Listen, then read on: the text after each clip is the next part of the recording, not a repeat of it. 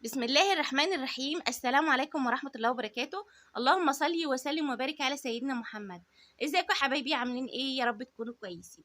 يا صباح الفل عليكم، يوم جديد كده ان شاء الله من عند الفراخ البيضة. ان شاء الله في حلقة النهاردة تبقى حلقة حلوة جدا، هنتكلم فيها عن ايه؟ عن زيادة الوزن بإذن الله. بس قبل ما نخش في الفيديو، لو انت اول مره بتشوفي القناه عندي اتمنى طبعا تشتركي، ولو انت بقى عندي في القناه انزلي يا قلب اختك كده شجعيني بالله عليكم، حطي لي اللايك على الفيديو علشان ان شاء الله القناه تستمر. انا عارفه ان انا الايام دي عماله بقول لكم حطوا اللايك على الفيديو، لان انتوا زي ما انتوا شايفين القناه طبعا واقعه خالص. فانتوا طبعا مش يرضيكم الوضع اللي احنا فيه ده، فاحنا عايزين بس نبدا تاني، نرجع القناه تقف على رجليها، علشان ان شاء الله انا كمان ابقى متشجعه وانا بصور الفيديوهات. فدي قناتي، لو اول مره بتشوفوا القناه عندي طبعا اتمنى ان انتوا تشتركوا، اتمنى كمان تفعلوا كده علشان ان شاء الله باذن الله اول ما انزل فيديو يبدا يوصل لحضراتكم ان شاء الله ان احنا نزلنا فيديو النهارده هيبقى فيديو حلو جدا. هنتكلم على فيديو النهارده في زياده الوزن، فتابعوني بقى. تعالوا كده هنخش على طول على تفاصيل الفيديو. طيب تعالوا بقى نخش على الفيديو النهارده وهنشوف احنا هنعمل ايه النهارده العمر الكام؟ النهارده العمر ال25 يوم في عمر فراخنا. يعني كده خلاص احنا بقى دخلنا في مرحله الجد. ايه هو بقى الجد ده؟ ان الفرخ بقى هيبدا ان شاء الله هيكبر معانا، هيبدا يسحب علف معانا كتير، هيبدا ان احنا نظبط بقى الدنيا عندهم على قد ما نقدر درجات الحراره، لان درجه الحراره طبعا بتختلف في العمر الكبير. لازم نتاكد من درجات الحراره ان احنا مظبطينها كويس. زي ما قلت لكم انا اول ما باجي اطلع بفتح الشباك بسيبه مفتوح وبفتح الباب، لازم تطلعي السخونيه اللي في الاوضه دي. وبعد كده شوفي بقى انت بتسكي مثلا، عامله الشباك عندك بالسلك، الوضع عندك ايه. المهم ان انت لو دخلتي المكان وشميتي ريحه مش حلوه هنبدا طبعا ننظف على طول. خدي بالك طبعا، برجع برضو ااكد عليكي الفرخ في العمر الصغير ممكن ننضفه حاجه بسيطه، يعني مش بيوسخ الفرشة على طول، انما في العمر الكبير لازم اهتم بالفرشة. فانا بقى من بعد ال25 يوم ممكن ابدأ بقى انضف مثلا كل يومين كل 3 على حسب الوضع عندي ايه. المكان عندي واسع، ممكن مثلا انضف كل 5 ايام 6 ايام على حسب الوضع عندك، وعلى حسب انت مظبطة درجة الحرارة ولا لا. درجة الحرارة ليها عامل اساسي معاكي برضو في جفاف الفرشة. يعني لو درجة الحرارة تمام هتبص تلاقي الفرشة عندك مش مبلولة، وده اللي احنا عايزينه. الجو عندك حر جامد هتبدأ الفرشة عندك هترطب معاكي وهتبقى مبلولة وهتلاقي حشرات في المكان، وهتبدأ تلاقي الوضع مش عاجبك وبدأ الفرخ يتعب معاكي. حلقة النهاردة اهيت يا حبايبي اللي هو البنش. طبعا احنا كنا جبناه وما استخدمناهوش، بس انا حبيت بقى استخدمه معاكم اهوت. هو مليان بقى حاجات حلوة جدا، البنش ده مجموعة فيتامينات فحلو جدا، وفاتح شهية كمان، في حاجات حلوة جدا لو جبتيه.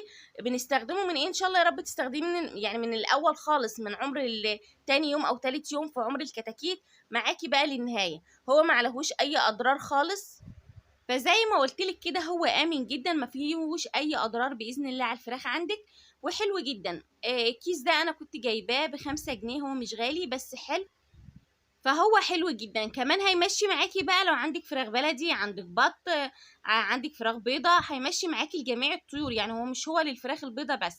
في حاجة كمان بيطرية زي ما قلت لكم عليها، اللي انا دايما بكلمكم عليها، اللي هي الخميرة البيطرية. برضو هاتيلك كيس خميرة بيطرية. وفي برضو خميرة بتتحط في المية بس بلاشها، يعني اللي بتتحط في المية دي بلاشها. ليه بقى؟ لان الخميرة اللي بتتحط في الاكل هتبقى حلوة بالنسبة لك، حتى لو فضلت في الاكل مش هيجرى حاجة عادي يعني.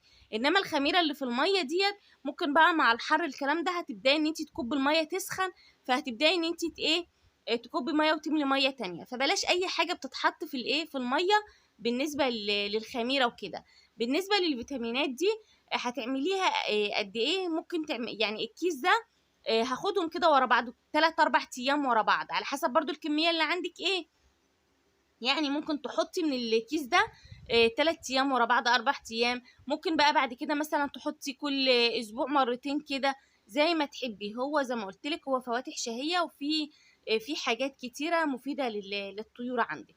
فاهم شيء في الفتره ديت بقى فتره تحول، فانا محتاجه ان الفرخ يبدا يحول معايا على طول ويجيب وزن يكون كويس معايا، علشان اوفر في التربيه في العلف والكلام ده كله. فان شاء الله باذن الله خلال كام يوم كده هيبدا عندهم شهر كمان 5 ايام. في الشهر ده بقى ممكن ابدا اذبح مثلا شويه فراخ، اخليها مثلا للشوي للكلام ده. مش حابه اذبح للشوي، لا يبقى انا هستنى كمان 5 ايام. وده اللي انا برشحه، يعني دايما ما تستعجليش على ذبيح الفراخ عندك. طيب في حاجه كمان بقى اسمها افرز فراخي. يعني ايه افرز الفراخ؟ بصوا انا كنت بقول لكم انا فتحت منه اهوت. وتبداي بقى لازم ان انت تسكيه كده حلو بمشبك، يعني مشبك، وابداي كده ايه سكي عليه. ولما تعوزي تبداي تفتحي منه وتاخدي منه وتحطي. المهم يا حبايبي في حاجه اسمها افرز الفراخ. يعني ايه؟ يعني انا لو جايبه شويه فراخ وفي منهم صراده، لازم ابدا اشوف بقى ايه اللي هينفع معايا وايه اللي مش هينفع معايا. الفرخ مثلا جه معايا على مثلا على 35 يوم، كيلو وربع هذبحه مش هسيبه. تمام، ابدا بقى اشوف الوضع عندي ايه، بحيث ان انا برضو اوفر في العلف. فانا بيبقى ليا نظره في الفراخ. انا عارفه الفرخ جه معايا 35 يوم وما جابش اوزان مرضيه بالنسبه لي، لا مش يعني هسيبهم كمان مثلا ممكن ايه 3 4 ايام كمان يكون الفرخ نشف معايا. هبدا ادبح. مش هسيب بقى ال 50 يوم وال 55 يوم واسيبهم شهرين والكلام ده كله، لا. الفرخ بيبان معاكي. انا برضو مش هحكم على فراخي ديت الا بعد الشهر. بعد الشهر فعلا بتبصي تلاقي الفرخ اتحول معاكي جامد. فان شاء الله على الشهر هنشوف الفراخ دي هيبقى شكلها ايه باذن الله. بس برضو برجع اكد عليكي في اليومين دول، خدي بالك من الحر ودرجات الحراره والسعي. فانا ان شاء الله كنت قايله لكم في فيديو امبارح ان انا هبدا هوسع، بس ان شاء الله هنخليها بقى في فيديو بكره. لان ان شاء الله احنا ممكن بقى ايه هنوزن بكره كده وهنشوف الوضع عندنا ايه.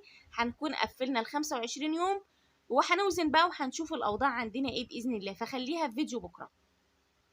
بالنسبه برضو للناس اللي بتتكلم، برضو بتجيلي اسئله كتيره جدا ازاي ازود الوزن.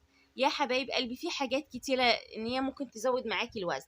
في الحلبه حلوه قوي، في حبه البركه، في الكركم، في الخميره البيطريه، في العسل، في الطحينه، في السمسم. كل الحاجات دي معاكي لزياده الوزن.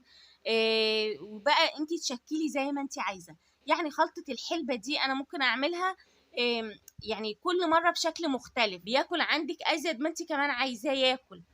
فكل الحاجات دي حلوة جدا وآمنة على الفراخ. وكمان لما بتيجي تذبحي الفرخ بيبقى الفرخ معاكي مميز كده وطعمه حلو جدا. فابدأي اشتغلي بحاجات طبيعية ان شاء الله هتفرق معاكي.